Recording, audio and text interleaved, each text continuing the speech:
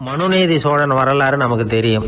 அது மாதிரி நீதி தவறாத ஆட்சியாளர்கள் பல பேர் இருந்திருக்கிறாங்க இந்த உலகத்துல. ஹசரத் உமர் பின் கத்தாப் அப்படின்னு ஒருத்தர், இஸ்லாத்தின் 2வது கலீஃபா இவர். அவருடைய ஆட்சி காலத்துல நடந்த ஒரு நிகழ்ச்சி. இந்த மன்னருக்கு ஒரு மகன், அவர் பேரு அபு ஷஹ்மா. அந்த மிசர் நாட்டு கவர்னர் அமர் பின் ஆஸ், அந்த மன்னருடைய மகன் கவர்னர் அவர்களுடைய கவனிப்புல இருந்தார். அந்த சமயத்துல ஒரு நாள் அவர் மதுபானம் அருந்தினார். கவர்னருக்கு தெரிஞ்சு போச்சு. அவருக்கு தர்ம சங்கடமா போட்டுது. தவறு செஞ்சது மன்னருடைய மகன். கவர்னர் யோசனை பண்ணார். அவர் மெதுவா தன்னுடைய வீட்டுக்கு அழைச்சிட்டு வந்தார். அதிகமா அவரை கஷ்டப்படுத்தாம ஒரு சின்ன தண்டனை கொடுத்து பிரச்சனையை தீர்த்துட்டார். ஏதோ பேருக்கு ஒரு தண்டனை, அவ்வளவுதான். இது நடந்து கொஞ்ச நாள் கழிச்சு மன்னருக்கு இந்த விஷயம் தெரிஞ்சு போச்சு. தன்னுடைய மகன்கிறதுனால கவர்னர் லேசான தண்டனையோட விட்டுட்டார் அப்படிங்கறத புரிஞ்சுக்கிட்டார். உடனே கவர்னருக்கு தகவல் அனுப்பினார். அமர் பின் ஆஸ் அவர்களே, என்னுடைய மகன் மதுபானம் அருந்தி இருக்கிறான். அது உங்களுக்கு தெரிஞ்ச உடனே தண்டனை கொடுத்திருக்கிறீங்க. கலீஃபாவின் மகன்கிற காரணத்தினால குறைவான தண்டனையை கொடுத்ததாக கேள்விப்படுறேன். இது ஷரியத்தின்படி மாபெரும் குற்றம். உங்களுடைய நடத்தையும் மன்னிக்க கூடியதல்ல. இந்த கடிதம் கண்ட உடனே மகன் அபு ஷஹ்மாவை மதீனாவுக்கு அனுப்பி வைக்க வேண்டியது அப்படின்னு கடிதம் எழுதினார். அதை பார்த்தார் கவர்னர். உடனே கலீஃபாவின் மகனை மதீனாவுக்கு அனுப்பி வச்சார். மன்னர் முன்னாடி நீதி விசாரணை நடக்குது. தன்னுடைய மகனுக்கு சவுக்கடி வழங்கும்படியா உத்தரவிடுறார் ஹசரத் உமர் பின் கத்தாப். தண்டனை நிறைவேற்றப்பட்டது. கூடியிருந்தவர்கள்லாம் ஐயா கொஞ்சம் கருணை காட்டுங்க அப்படின்னு சொல்லி மன்னர்கிட்ட வேண்டிக்கிட்டாங்களாம். இந்த வேண்டுகோளை மன்னர் ஏத்துக்கல. நீதியின் முன்னால் தந்தை மகன் அன்பு நேசம் உறவு இந்த முறைகளை எல்லாம் கவனிக்க முடியாது. குற்றம் செஞ்சவர் தண்டிக்கப்பட வேண்டியவர், அவர் யாரா இருந்தாலும் சரி அப்படின்னாராம். எல்லா ஆட்சியாளர்களுமே கவனிக்க வேண்டிய ஒரு செய்தி இது. அவர் ஒரு நாள் தன்னுடைய அரசாங்க கணக்கு வழக்குகளை பார்த்துட்டு இருக்கிறார். அந்த சமயத்துல அவரை பார்க்க ஒரு பெரிய மனிதர் வந்தார். இவர் தன்னுடைய சொந்த வேலை காரணமா வந்திருக்கிறார் அப்படிங்கறத அவர் புரிஞ்சுக்கிட்டார். உடனே அது வரைக்கும் எரிஞ்சுகிட்டு இருந்த விளக்க அணைச்சிட்டு இன்னொரு விளக்க ஏற்றி வச்சுக்கிட்டாராம். இந்த செயலுக்கு என்ன காரணம்னு கேட்டிருக்கிறார் வந்தவர். இதுக்கு அவரு சொன்னார், ஐயா நீங்க வந்த போது இங்க எரிஞ்சுகிட்டு இருந்தது அரசாங்க விளக்கு, இப்ப எரியறது சொந்த விளக்கு. சொந்த விஷயங்களை பேசுறப்போ அரசாங்க பணத்தை செலவு பண்ணக்கூடாது, அதனாலதான் விளக்க மாத்தினேன் அப்படின்னாராம். இப்படிலாம் பல பேர் இந்த உலகத்துல இருந்திருக்கிறாங்க. ஆனா இப்ப எல்லாம் பல பேர் அப்படி இருக்கிறது இல்ல. ஒருத்தர் அப்படிதான் அரசாங்க விஷயங்களை பார்த்துக்கிட்டு உட்கார்ந்து இருக்கிறார். அந்த சமயத்துல ஒரு பெரிய தொழில் அதிபர் அவரை பார்க்க வந்திருக்கிறார். இவரு சடார்னு எழுந்திருச்சு எரிஞ்சுகிட்டு இருந்த விளக்க அணைச்சுட்டார். எங்கும் ஒரே இருட்டு. ஏன் விளக்க அணைச்சுட்டீங்கன்னு கேட்டிருக்கிறார் வந்தவர். இங்க நடக்கிறது மத்தவங்க கண்ணுல பற்றக்கூடாது அப்படிங்கறதுக்காக தான் விளக்க அணைச்சேன். நீங்க கொண்டு வந்திருக்கிறத அப்படி ஒரு ஓரமா வச்சுட்டு போடுங்க, அதுக்கப்புறமா விளக்க போட்டு நான் எடுத்துக்கிறேன் அப்படின்னாராம் இவர். பத்திரிகையில வர்ற செய்திகளை கூட நகைச்சுவை சொல்றது உண்டு. அதாவது அதை நேரடியா சொன்னா வானொலியில அனுமதிக்க மாட்டாங்க சில விஷயங்களை. அது சின்னாருக்கு கௌரவ குறைச்சல், அது வேடிக்கை கலந்து நகைச்சுவோடு சொல்லும் பொழுது அதை அனுமதிச்சிருவாங்க. அப்ப அந்த விசாரணை கமிஷன் அது நிறைய நடந்துகிட்டு இருந்தது. டெல்லியில இருந்து அமலாக்க பிரிவு அதிகாரிகள்லாம் வராங்க போறாங்கன்னு பத்திரிகையில அமர்க்கப்பட்ட இடம். அந்த நேரம் நான் ஒரு ரேடியோவில் ஒரு செய்தியை தயார் பண்றோம். அப்ப என்ன பண்ணேன்னா, இது மாதிரி அந்த பத்திரிகை செய்தியை வச்சுக்கிட்டே ஒரு செய்தி சொன்னோம், இன்னொரு தகவல் சொல்லி. என்னன்னா, ஒருத்தன் தமிழ்நாட்டுல ஒரு ஆள், அவன் திடீர்னு கோடீஸ்வரன் ஆயிட்டான். நேத்து வரைக்கும் சாதாரணமா இருந்தா இன்னைக்கு கோடீஸ்வரன் ஆயிட்டான். டெல்லியில இருந்து 2 அதிகாரிகள் வராங்க. எப்படி அவன் பணம் சேர்த்தான்னு கண்டுபிடிக்கிறதுக்கு அவனை கூப்பிட்டு 2 அதிகாரிகளை எப்படிடா பணம் சேர்த்த? நான் ஒன்னும் தப்பான வழியில பணம் சேர்க்கல சார், நான் பந்தயம் கட்டியே பணக்காரன் ஆயிட்டேன். பந்தயம் கட்டியே எப்படிடா பணக்காரன் ஆக முடியும் அப்படின்னா, நீங்க நம்புங்க சார், நான் பந்தயம் கட்டி தான் பணக்காரன், தப்பான வழியில சேரல சார். பந்தயம் கட்டி எப்படா கோடீஸ்வரன் அப்படின்னா நாங்க நம்ப முடியாதுன்றான் விசாரிக்க வந்தவன். அப்படின்னா உங்ககிட்டே ஒரு பந்தயம் கட்டட்டுமான்றான் விசாரிக்க வந்தவன்ட்டே. என்னடா பந்தயம் அப்படின்னா, ஒண்ணுமில்ல சார், இது என் கண்ணு, இது என் பல்லு, என் கண்ணை என் பல்லாலேயே கடிக்கிறேன், எவ்வளவு பந்தயம். விசாரிக்க வந்தா 100 ரூபாய் எடுத்து வச்சான், இதை ப்ரூவ் பண்றான்னு. அப்படியே கண்ணை எடுத்துட்டான். அது பளிங்கு கண்ணு, ஏற்கனவே ஒரு கண்ணு பளிங்கு கண்ணு வச்சுனா எடுத்து கடிச்சு விட்டான். இது விசாரிக்க வந்தாலும் 100 ரூபாய் விட்டுட்டு நிக்கிறான். எப்படி பணம் சேர்த்தான்னு வந்தவன். உடனே இன்னொருத்தன், இவன்ட்ட என்னடா பேச்சு கொடுக்காரா, நம்ம பணம் தான் அங்க போயிட்டு இருக்கு, உனக்கு விசாரிக்க தெரியல, போடா நான் விசாரிக்கிறேன்னு அடுத்த வந்தான். அதே நீ ஒழுங்கா சொல்றேன், எப்படிடா பணம் சேர்த்தேன் சார், நீங்க கொஞ்சம் புத்திசாலியா தெரியுது அவரை விட, நீங்களாவது நம்புங்க சார், பந்தயம் கட்டி தான் பணம் சேர்த்தேன், நான் நம்ப முடியாது அப்படின்னா உங்ககிட்ட இன்னொரு பந்தயம் கட்டட்டுமா அப்படின்றான். வேண்டாம், அவனை ஏமாத்தி விட்டேன் ஆள வேண்டான்றான். இல்ல சார், அவரு ஏமாந்தது பொய் கண்ணு, பளிங்கு கண்ணுன்னு தெரியாது, ஏமாந்துட்டார். இப்போ உங்ககிட்ட பந்தயம் கட்டது நெஜம் கண்ணு, இந்த பக்கம் பளிங்கு கண்ணு கிடையாது, நெஜம் கண்ணு, இதை பல்லால கடிக்கிறேன் அப்படின்னா அவன் ஒரு 100 ரூபாய் எடுத்து வச்சான். இவன் அப்படியே பல்செட்டை கேட்டான் தனியா, அப்படியே கேட்டு கடிச்சு விட்டான். அதையும் விட்டுட்டான். இவன் உடனே 2 பேரும், இவன்கிட்ட பேச பேச நம்ம பணம் தான் அவன்கிட்ட போயிட்டு இருக்கு, இவன் எப்படி பணம் சேர்த்தான்னு கண்டுபிடிக்கிறதுக்கு டெல்லியில இருந்து வந்திருக்கோம், இவன் மேற்கொண்டு பேசாத, பேச பேச பந்தயம் கட்டுவான். திரும்பி போறதுக்கு ரயிலுக்கு டிக்கெட்டு சரியா இருக்கா பாடுறான்றான். அவன் கரெக்டா எண்ணி பார்த்து கரெக்டா இருக்குப்பா, மேற்கொண்டு பேசாத, அவன்கிட்ட நம்ம போயிடுவோம், போய் நம்ம அதிகாரிகிட்ட சொல்லிடுவோம்னு சொல்லி போயிட்டு வரேன் சார் அப்படின்னு சொல்லிட்டு மரியாதை போயிட்டாங்க. போய் டெல்லியில பெரிய அதிகாரிகிட்ட போய், சார் அவன்கிட்ட விசாரிச்சு பார்த்தோம் சார், தமிழ்நாட்டுல பந்தயம் கட்டி தான் பணம் சேர்த்தேன்னு சாதிக்கிறான், எங்ககிட்ட ஒரு 200 ரூபாய் வாங்கிட்டான் சார் அப்படின்னு அவருக்கு கோவம் வந்துட்டுது. இந்தியாவுக்கே தலைமை அதிகாரி, இதுக்காகவாடா நீங்க இருக்கீங்க? எத்தனை பேர் இருக்கீங்க உங்களை மாதிரி ஜூனியர் ஆபீசர்ஸ் நம்ம ஆபீஸ்ல இந்தியா பூரா விசாரிக்கிறதுக்கு? அப்படின்னா 30 பேர் இருக்கோம் சார். 30 பேருக்கு அனுபவம் பத்தாது, நான் இந்தியாவுக்கே தலைமை அதிகாரி, அனுபவம் ஜாஸ்தி, உங்களுக்கு ட்ரைனிங் கொடுக்கணும் எப்படி ஒருத்தரை விசாரிக்கிறதுன்னு. 30 பேரும் ஒரு ரூம்ல வந்து உட்காருங்க, ஒரு ஆள் போய் அந்த ஆள் தமிழ்நாட்டுல இருந்து இங்க கூப்பிட்டுட்டு வா, வர்ற வரைக்கும் அவன்கிட்ட பேசாதீங்க, பந்தயம் கட்டுவான், மெதுவா கொண்டு வந்து நிறுத்து அப்படின்னா ஒரு ஆள் வந்து ஸ்பெஷலா கூப்பிட்டு போட்டான். இது மாதிரி மேடையில நிறுத்திவிட்டு ஒரு தலைமை அதிகாரி 30 ஜூனியர் அதிகாரிகள் அவங்களுக்கு பயிற்சி கொடுக்குறார். இவனை பார்த்து, ஏய் ஒழுங்கா சொல்லு, எப்படி பணம் சேர்த்த, நான் இந்தியாவுக்கே தலைமை அதிகாரி, என்கிட்ட உண்மையை ஒத்துக்கிட்டீங்கன்னா உன்னை அப்ரூவர் ஆக்கிடுவேன் அல்லது தண்டனையை குறைப்பேன், அந்த அதிகாரம்லாம் என்கிட்ட உண்டு, ஒழுங்கா சொல்லு அப்படிங்கிறார். அவர், சார் நீங்க இந்தியாவுக்கே தலைமை அதிகாரி, அனுபவம் ஜாஸ்தி, நீங்களாவது நம்புங்க சார், நான் பந்தயம் கட்டி தான் பணம் சேர்த்தேங்கிறான். இங்கேயே வந்து இப்படி சாதிக்கிறேன், உன்னை நம்ப முடியாதரா அப்படின்னா உங்ககிட்ட ஒரு பந்தயம் கட்டுட்டுமா? நானா அவர்கிட்ட போய் வேணாண்டா என் ஆளை ஏமாத்தி விட்டேன் அப்படின்னா, இல்ல சார் அவங்க ஏமாந்தது என் உடம்ப பத்தின ரகசியம், என் கண்ணு பளிங்கு கண்ணுன்னு தெரியாது, நான் பல்செட்டு கட்டியிருந்தது தெரியாது, ஏமாந்துட்டாங்க. இப்ப நான் உங்ககிட்ட கட்டுற பந்தயம் உங்க உடம்ப பத்தின ரகசியம். என் உடம்புல என்னடா ரகசியம்? முதுகுல, உங்க முதுகுல 1 ரூபா அகலத்துக்கு கருப்பா ஒரு மச்சம் இருக்கு, உண்டா இல்லையானா? இல்லேன்னு தெரியும் அவருக்கு. இல்லடா நேத்து வரைக்கும் இல்ல சார், இப்ப இருக்குது மச்சம் அப்படின்னு உடனே 100 ரூபாய் எடுத்து வச்சார் அவர் தலைமை அதிகாரி. ஒரு 100 ரூபாய் வச்சு சட்டையை கட்டி காட்டுறாரு, மச்சம் இல்ல, இவன் தோத்துட்டான் இங்கிருந்து போனவன். உடனே 200 ரூபாய் எடுத்து வச்சுக்கிட்டு, தோழர்களே இப்படிதான் ஒருத்தரை விசாரிக்கணும், என்கிட்ட இவன் ஏமாந்துட்டான் பாருங்க, துருவி துருவி விசாரிக்கிறதுன்னு சொல்றாங்களே இதுதான் அப்படின்னு விளக்கம் கொடுத்தார். அப்போ இவன் மெதுவா ஆரம்பிச்சானா, சார் இந்த பந்தயத்துல உங்களுக்கு 200 ரூபாய் லாபம், ஆனா இதே பந்தயத்துல எனக்கு 2900 ரூபாய் லாபம் சார் அப்படின்றான். என்னடா பண்ண அப்படின்னு கேட்டிருக்காரு. உங்களுக்கு தெரியாம இந்த 30 பேர்கிட்டையும் தனித்தனியா ஒரு பந்தயம் கட்டியிருக்கேன். 30 பேர்கிட்ட என்னடா பந்தயம் கட்டினேன்? ஒண்ணும் இல்ல சார், உங்க எல்லாரும் முன்னாடியும் உங்க மேல் அதிகாரியை சட்டையை கேட்ட வைக்கிறேன், உங்களுக்கு பந்தயம் கட்டினேன். போயிட்டு பூரா எனக்கு 2900 ரூபாய் லாபம். அவரு பார்த்தா அதிர்ச்சி ஆயிட்டாரு. தலைமை, சார் நீங்க போங்க சார் அப்படின்னு சொல்லி ஒரு ஆளை கொண்டு போய், சாரை கொண்டு போய் மரியாதையா பக்கத்து ரூம்ல விட்டாங்க.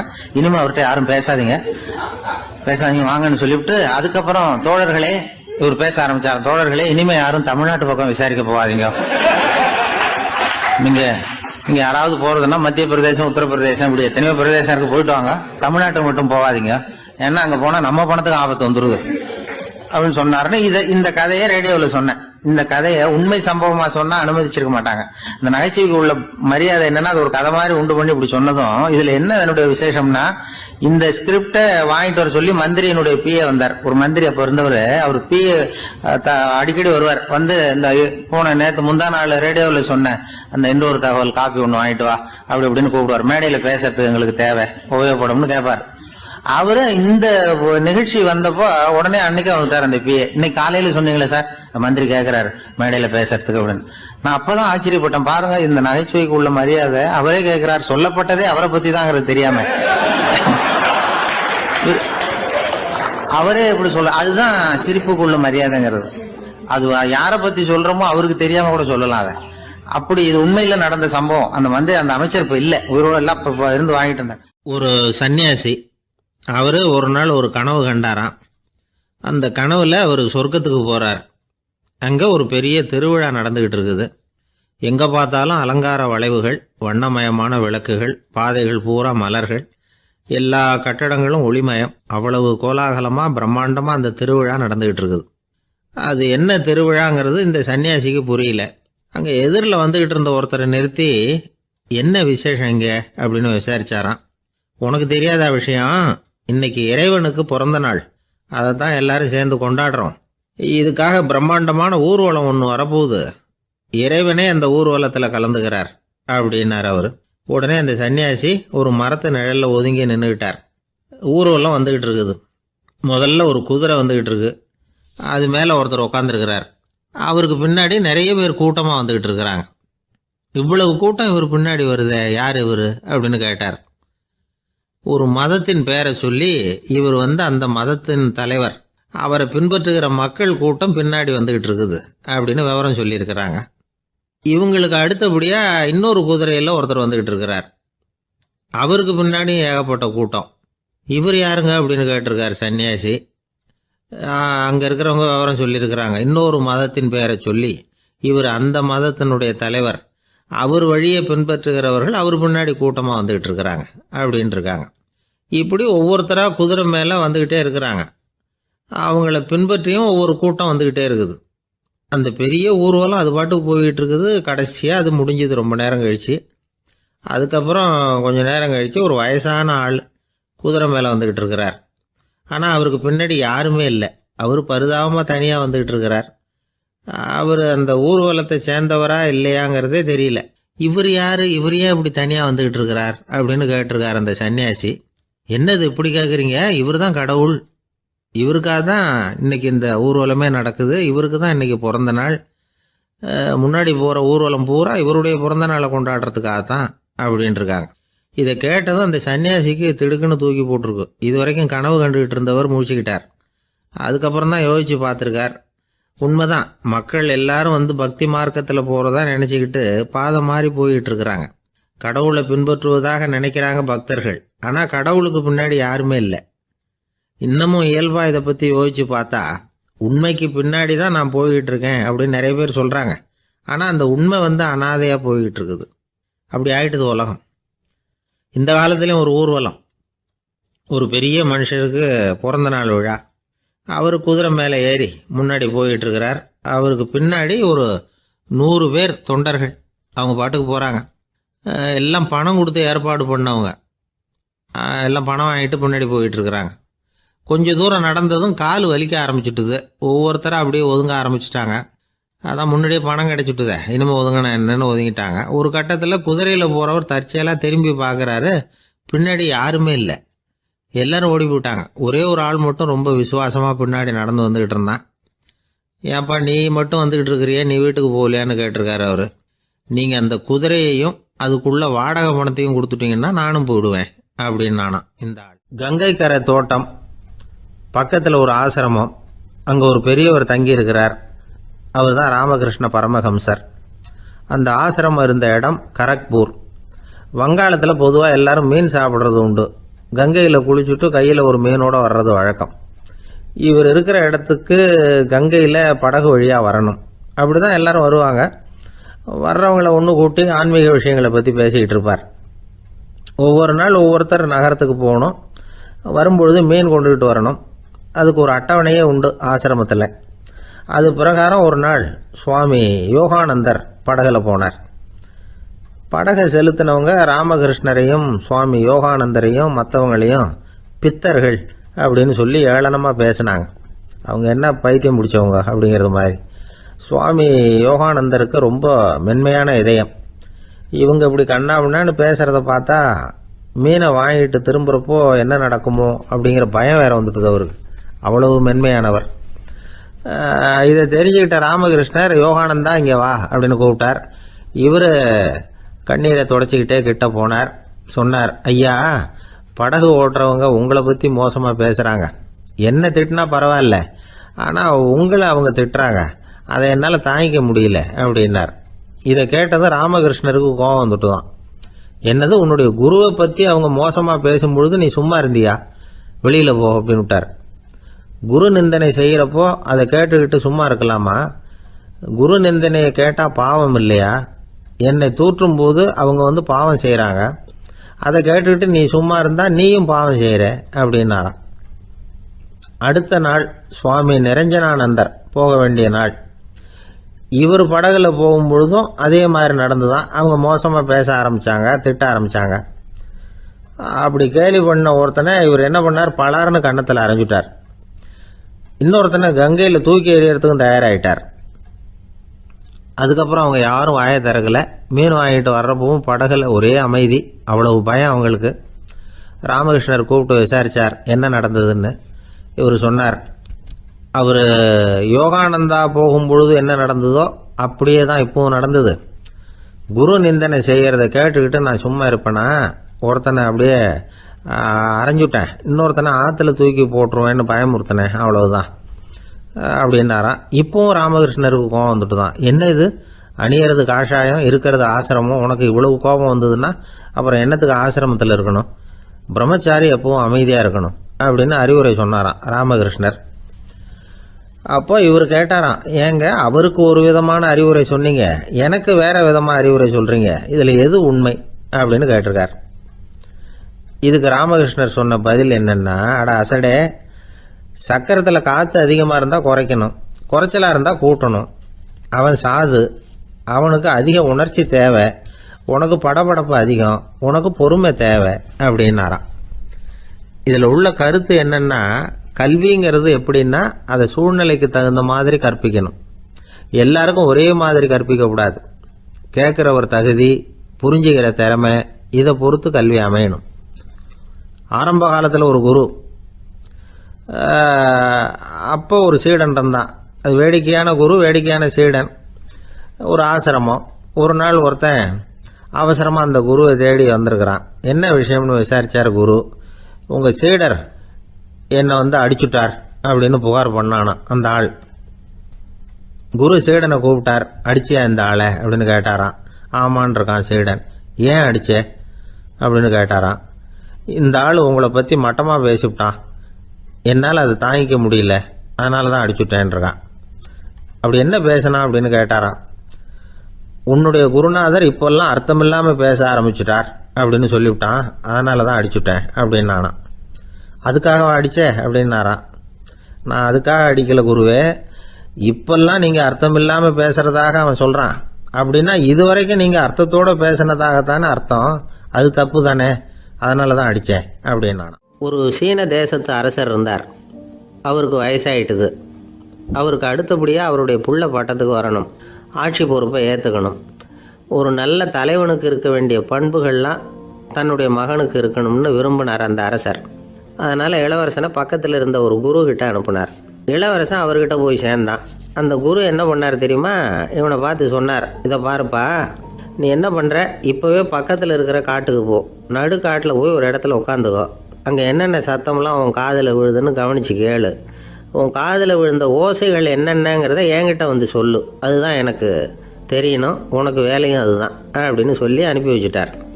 இளவரசன் காட்டுக்கு போனான். குரு சொன்னபடியே ஒரு இடத்துல உட்காந்து கவனித்து கேட்டான். அதுக்கப்புறம் குருக்கிட்ட திரும்பி வந்தான். என்னென்ன சத்தம்லாம் கேட்ட அப்படின்னு கேட்டார் குரு. குருவே, காட்டில் நான் பறவைகள் சத்தம்லாம் கேட்டேன், மிருகங்களின் ஓசையையும் கேட்டேன், இதை தவிர இடி மின்னல் மழை இதுகளோட சத்தத்தையும் கேட்டேன் அப்படின்னா. குரு யோசனை பண்ணார், நீ இன்னமும் சரியாக கேட்கல, அதனால் மறுபடியும் காட்டுக்கு போ, கொஞ்ச நாள் தங்கியிருந்து கேட்டுட்டு வா அப்படின்னார். இளவரசனுக்கு ஒன்றும் புரியல. இருந்தாலும் குருவின் கட்டளையாச்சே, மறுக்க முடியுமா? உடனே அவன் மறுபடியும் காட்டுக்கு போனான். ஒரு இடத்துல உட்காந்தான். கொஞ்ச நேரம் உன்னிப்பாக கவனித்து கேட்டான். சில நாள் கழித்து குருக்கிட்ட திரும்பி வந்தான். குருவே, இந்த தடவை சில துல்லியமான சத்தங்களை எல்லாம் கேட்டான். தேனி பறக்கிற சத்தம், நீரோடையின் மெல்லிய ஓசை, இதெல்லாம் கேட்டேன்னா. குரு சிரித்தார். நீ மறுபடியும் காட்டுக்கு போ, இன்னும் சில நாள் அங்கே இரு, முழுமையாக கவனமாக கேட்டுட்டு வா அப்படின்னு சொல்லி அனுப்பி வச்சுட்டார். இளவரசனுக்கு குழப்பம் அதிகமாயிட்டுது. ஒன்றுமே புரியல. மறுபடியும் காட்டுக்கு போனான். மௌனமாக ஒரு இடத்துல உட்காந்துட்டான். அப்படியே தியானத்தில் ஆழ்ந்துட்டான். சில நாளில் அவனுக்கு இதுவரை கேட்காத ஓசைகள்லாம் கேட்க ஆரம்பிச்சிட்டுது. இதைத்தான் நான் கேட்கணும்னு என்னுடைய குரு எதிர்பார்த்துருக்கிறாருங்கிறத புரிஞ்சுக்கிட்டான்.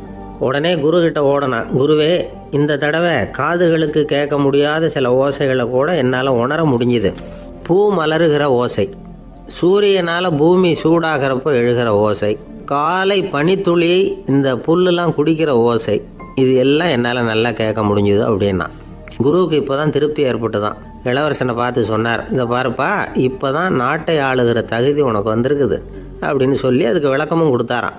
எந்த அரசன் தன்னுடைய மக்களின் இதயம் பேசுகிற மௌன மொழியை, மௌன வார்த்தைகளை கேட்குறானோ அவன்தான் ஆள தகுதி உள்ளவன்.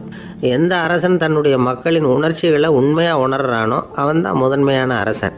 போலி வார்த்தைகளை மட்டும் கேட்டுட்டு பல மௌன ராகங்களை காதில் வாங்கிக்காதவன் அரசனே இல்லை. எந்த நாட்டில் எப்போ ஒரு அரசன் தன்னுடைய மக்களின் உணர்ச்சிகளை கேட்க மறுக்கிறானோ அன்னையிலேருந்தே அந்த நாடு அழிய தொடங்குது அப்படின்னு அர்த்தம். இதுதான் அந்த குரு இளவரசனுக்கு போதிச்சது. வாயால் பேசுகிறத மட்டும் கேட்டு ஏமாறக்கூடாது, உணர்ச்சிகளையும் கேட்கறதுல தான் மனப்பக்குவம் உண்டாகும். மக்கள் உணர்ச்சிகளை புரிந்து கொள்ளாத அரசர்கள் நீடிச்சிருக்க முடியாது. அது மாதிரி நாடுகளில் அடிக்கடி குழப்பம் தான் உண்டாகும். அப்படி இருந்தால் அடிக்கடி ஆட்சி மாறிக்கிட்டு இருக்கும். அப்படிப்பட்ட ஒரு தேசம், அங்கே ஒரு சிறைச்சாலையில் 3 கைதிகள் பேசிக்கிட்டு இருந்தாங்க. ஒருத்தன் சொன்னான், நான் இந்த நாட்டு ராஜாவை எதிர்த்து பேசிக்கிட்டு இருந்தேன், அதனால் என்னை பிடிச்சி கொண்டாந்து இங்கே போட்டுட்டாங்க அப்படின்னா ஒருத்தன். இன்னொருத்தன் சொன்னான், நான் இந்த நாட்டு ராஜாவை ஆதரித்து பேசிக்கிட்டு இருந்தேன், அதனால் என்னை பிடிச்சி கொண்டாந்து இங்கே தள்ளிவிட்டாங்க அப்படின்னா. அது சரி, நீ என்ன தப்பு பண்ண அப்படின்னு சொல்லி மூணாவது ஆளை பார்த்து இவங்க கேட்டாங்க. அதுக்கு அந்த ஆள் சொல்கிறான், நான் தான் இந்த நாட்டு ராஜா அப்படின்னா. ஒரு ஊரில் ஒரு மன்னர் இருந்தார். அழகான அரண்மனையில் அவர் இருந்தார். அந்த அரண்மனையை விட அழகாக ஒரு மாளிகையை அந்த ஊர்லேயே வேற ஒருத்தன் கட்டியிருந்தான். அப்படி கட்டி முடிச்சதில் அவனுக்கு ரொம்ப பெருமை. எத்தனையோ செல்வந்தர்கள்லாம் வந்து பார்த்துட்டு, இந்த மாளிகையை விலைக்கு கொடுத்துட்றியா, எவ்வளவு விலை சொன்னாலும் சரி நாங்கள் வாங்கிக்கிறதுக்கு தயாராக இருக்கோம் அப்படின்னு சொல்லி கேட்டு பார்த்துட்டாங்க. நான் இதை விற்கிறதுக்கு தயாராக இல்லை அப்படின்னு சொல்லிவிட்டான். அவ்வளவு சிறப்பாக கலை அம்சத்தோடு அதை கட்டி முடிச்சிருக்கிறான். அதுவே ஒரு பெரிய அரண்மனை மாதிரி இருந்ததுன்னா பார்த்துங்களேன். சுற்றிலும் அழகான பூந்தோட்டம். ஒரு நாள் அவன் எங்கேயோ வெளியூர் போயிட்டு திரும்பி வந்துக்கிட்டு இருக்கிறான். அப்போது அந்த மாளிகை தீப்பெட்டி எரிஞ்சிக்கிட்டு இருக்கு. பதறி போட்டான். விலைக்கு கேட்டவங்க யாராவது இதை செஞ்சுருக்கணும், இல்லைன்னா மன்னரே செய்த சதியோ என்னவோ, இப்படிலாம் அவனுக்கு சந்தேகம். ஒரு மூலையில் உட்காந்து அழ ஆரம்பிச்சிட்டான். அந்த சமயத்தில் அவனுடைய மகன் அங்கே ஓடி வந்தான். அப்பா அழாதீங்க, இதை நான் நேற்று ராத்திரியே நம்ம ஊர் மன்னருக்கு விற்றுட்டேன். இதை கட்டி முடிக்க நமக்கு எவ்வளவு செலவாச்சோ அதை போல் 3 மடங்கு விலைக்கு விற்றுட்டேன், கவலைப்படாதீங்க, இதை விட அழகான மாளிகையை நாம் புதுசாக கட்டிக்கலாம்னா. இதை கேட்டதும் அழுதுகிட்டு இருந்தவன் அழுகையை நிறுத்தினான், சிரிக்க ஆரம்பிச்சிட்டான். இதே இடத்த நான் மன்னர்கிட்ட இருந்து விலைக்கு வாங்குவேன், இதை விட அழகான மாளிகையை கட்டுவேன் அப்படின்னு சுற்றி நின்று எல்லார்கிட்டையும் சொல்லிக்கிட்டு இருந்தான். இந்த சமயத்தில் அவனோட இளைய மகன் ஓடி வந்தான். அப்பா, அண்ணன் சொன்னதெல்லாம் சரிதான், மன்னர்கிட்ட விலை பேசினதெல்லாம் உண்மைதான், ஆனால் விற்றது பேச்சு அளவில் தான். இனிமே தான் பத்திரம் வாங்கணும், எழுதணும், நீங்கள் கையெழுத்து போடணும், பதிவு பண்ணணும், மன்னர்கிட்ட பணம் வாங்கணும், அதுக்காகத்தான் உங்களை எதிர்பார்த்துக்கிட்டு இருந்தோம், அதுக்குள்ளே இப்படி ஆயிட்டுதுன்னா. இப்போ சிரிச்சுக்கிட்டு இருந்தவன் சிரிப்பை நிறுத்தினான். மறுபடியும் குழந்தை மாதிரி அழ ஆரம்பிச்சிட்டான். இது ஒரு சம்பவம். இதிலிருந்து என்ன தெரியுது? அந்த அழகான மாளிகை தன்னுடையது அப்படின்னு நினைக்கும் பொழுது அவனுக்கு அழுகை வந்தது. அது தன்னுடையது இல்லை அப்படின்னு நினைக்கிற போது சிரிப்பு வந்தது. மறுபடியும் அது தன்னுடையது தான் அப்படிங்கிற உணர்வு வரும்பொழுது அழுகை. எது எதிலிருந்து நீ நீங்கி இருக்கிறாயோ அது அதிலிருந்து உனக்கு துன்பம் இல்லை அப்படிங்கிறார் திருவள்ளுவர். இந்த உடம்பு என்னுடையதில்லை அப்படிங்கிற உணர்வு வந்துட்டா அது ஒரு பெரிய நிலை. அந்த நிலை வரணும். எல்லாத்தையும் பயன்படுத்திக்கலாம், ஆனால் பற்றில் விழுந்துடக்கூடாது. உலகத்தில் இருங்கள், ஆனால் உலகத்தவராக இருக்காதீர்கள். உலகிற்குள் இருங்கள், உலகம் உங்களுக்குள் வந்துவிட அனுமதிக்காதீர்கள். விலகி இருங்கள், விழித்திருங்கள், மௌனமாய் பார்த்திருங்கள் அப்படிங்கிறது சான்றோர் கருத்து. செய்ய வேண்டிய கடமையிலிருந்து விலகி இருக்கிறவர்கள் நம்மகிட்ட நிறைய பேர் உண்டு. அப்படிப்பட்ட ஒருத்தர் டாக்டர்கிட்ட போனார். டாக்டர், நான் ஒரு கவர்மெண்ட் ஆஃபீஸில் வேலை பார்க்குறேன், எனக்கு ஒரே அசதியாக இருக்குது, என்னை சோதிச்சு பாருங்கள், ஆலோசனை சொல்லுங்கள் ஏதாவதுன்னார். டாக்டர் அவரை பரிசோதனை பண்ணி பார்த்துட்டு சொன்னார், இதோ பாரு, உனக்கு இப்போ தேவைப்படுறது முழு ஓய்வு. நீ எவ்வளவு சீக்கிரமாக ஆஃபீஸுக்கு போறியோ அவ்வளவுக்கு உனக்கு நல்லது அப்படின்னாராம். ஒரே ஒரு ஊரில் ஒரு ராஜா இருந்தாராம். அவர் நிறைய சம்பாதிக்கணும்னு திட்டம் போட்டார். தனக்காக சம்பாதிக்கணும்னு நினைக்கல, தன்னுடைய நாட்டுக்காக சம்பாதிக்கணும் அப்படின்னு நினைச்சார். அரசாங்க கருவூலத்தில் கையிருப்பு குறைச்சலாக இருந்தது. மக்கள்கிட்ட வரி விதிச்சாகணும், வேற வழி இல்லை. ஆனாலும் அந்த ராஜா மக்கள் கஷ்டப்படக்கூடாது அப்படின்னு நினைக்கிறவர். மக்கள் வரியையும் கட்டணும், அதே நேரத்தில் அவங்க சிரமப்படவும் கூடாது. இதுக்கு தகுந்த மாதிரி ஒரு திட்டம் போட்டார். அது பிரகாரம் என்ன பண்ணார்னா, அந்த நாட்டில் ஒரு 3 பெரிய குளங்களை தோண்டினார். அது நிறைய தண்ணீரை நிரப்புனார். அதுக்கப்புறம் எங்கேயோ தேடி பிடிச்சி 3 விதமான மீன்களை கொண்டுகிட்டு வந்தார். அந்த 3 குளங்கள்லையும் விட்டார். அதை ஒவ்வொரு குளத்துலேயும் ஒவ்வொரு விதமான மீன்கள். அந்த மீன்களுக்கு அபூர்வமான ஒரு சக்தி உண்டு. அது எப்படின்னா, அந்த குளத்தில் குளிக்க வர்றவங்களுக்கு அந்த மீன்கள் கடிக்கும் பொழுது வலி ஏற்படுறதில்ல. அதுக்கு பதிலாக மகிழ்ச்சி நிறைந்த ஒரு இனிமையான உணர்வை அவங்க அனுபவிச்சாங்க. அது எப்படின்னா, இந்த முதல் குளத்தில் இருந்த மீன்களால் கடிக்கப்படும் பொழுது ஒரு விதமான இன்ப மயக்கத்தில் திளைச்சிருக்கிறது மாதிரி உணர்வு. இந்த 2வது குளம் இருக்க, அதில் இருக்கிற மீன் கடிச்சதுன்னு வைங்க, மக்களுக்கு எப்படி இருக்கும்னா, கால்களே தரையில் படாமல் அப்படியே ஆகாயத்தில் மிதக்கிறது மாதிரி ஒரு உணர்வு. அதை அனுபவிக்கிறாங்க. 3வது குளத்தில் இருக்கிற மீன் கடிச்சதுன்னா அவங்கெல்லாம் அப்படியே கோடீஸ்வரராக மாறிட்டதாக ஒரு உணர்வு. அதை அவங்களால அனுபவிக்க முடியுது. இப்படி ஒரு அபூர்வமான மீன் அது. அந்த 3 வகை. இப்படி இருந்தால் மக்கள் அந்த குளங்களில் குளிக்கிறதுக்கு ஆசைப்படாமல் இருப்பாங்களா? அதனால் கூட்டம் கூட்டமாக அலமோத ஆரம்பிச்சிட்டாங்க. ஒவ்வொரு குளத்தின் கரையிலேயும் கியூ வரிசையில் நிற்க ஆரம்பிச்சிட்டாங்க. அந்த நாட்டு மன்னர் என்ன பண்ணார்னா, ஒவ்வொரு குளத்தங்கரையிலையும் ஒரு ராஜாங்க அதிகாரியை உட்கார வச்சார். டிக்கெட்டை அடித்து கொடுத்தார். குளிக்க வர்றவங்க கிட்ட ஒரு குறிப்பிட்ட தொகையை கட்டணமாக வசூலிக்க ஆரம்பித்தார். அவ்வளவுதான். அரசாங்க கருவூலம் நிரம்ப ஆரம்பிச்சுட்டுது. ராஜாங்கத்துக்கு தேவையான பணம் கிடைச்சிட்டுது. இது ஒரு கதை. இதை பற்றி என்ன நினைக்கிறீங்க? அதாவது மக்களுக்கு சுமை தெரியாமலே வரி வசூல் பண்ணுறது நல்லது தானே அப்படின்னு நினைப்பீங்க. ஆனால் இன்றைக்கும் உலகத்தில் பல அரசாங்கங்கள் இதே மாதிரி 3 குளங்களை வெட்டி வச்சிருக்குது. மக்களும் அதில் குளிச்சுக்கிட்டு தான் இருக்கிறாங்க. அது எப்படிங்கிறீங்களா? அந்த முதல் குளம் தான் சினிமா தியேட்டர். அதில் குளிக்கிறவங்க தான் ஒரு விதமான இன்ப மயக்கத்தில் தெளிச்சிருக்கிறது மாதிரியான உணர்வை அனுபவிக்கிறவங்க. 2வது குளம் தான் சாராய கடை. இந்த குளத்தில் குளிக்கிறவங்க தான் கால்களே தரையில் படாமல் ஆகாயத்தில் மிதக்கிறது மாதிரி உணர்வை அனுபவிக்கிறவங்க. 3வது குளம் லாட்ரி டிக்கெட். இதில் குளிக்கிறவங்க தாங்கள் அப்படியே கோடீஸ்வரர்களா மாறினது மாதிரி ஒரு உணர்வு, அதை அனுபவிக்கிறவங்க. இன்றைக்கி பல நாடுகள் இந்த குளங்களை பயன்படுத்திக்கிட்டு தான் வராங்க. ஒரு பூவில் வண்டு உட்காருது. அதில் இருக்கிற தேனை வண்டு எடுக்குது. இந்த சமயத்தில் அந்த பூவுக்கு வலிக்குமா? அதுக்கு வலிக்கிறது இல்லை. அந்த பூவோட மலர்ச்சியும் வளர்ச்சியும் குன்றி போகிறதும் கிடையாது. ஒரு ராஜா மக்கள்கிட்ட வரி வசூல் பண்ணும் பொழுது மக்களுக்கு சிரமமும் தெரியக்கூடாது, அதே நேரத்தை அதனால் அவங்க வாழ்க்கையும் கெட்டு போயிடக்கூடாது. அது மாதிரி வரி வசூல் பண்ணணுமா? இது காளிதாசனின் ரகுவம்சத்தில் காணப்படுகிற ஒரு கருத்து.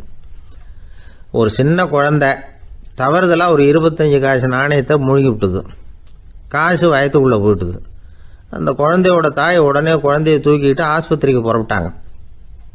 அப்போ அந்த பக்கமாக ஒருத்தர் வந்தார் தெருவில். என்ன விவரம்னு கேட்டார்.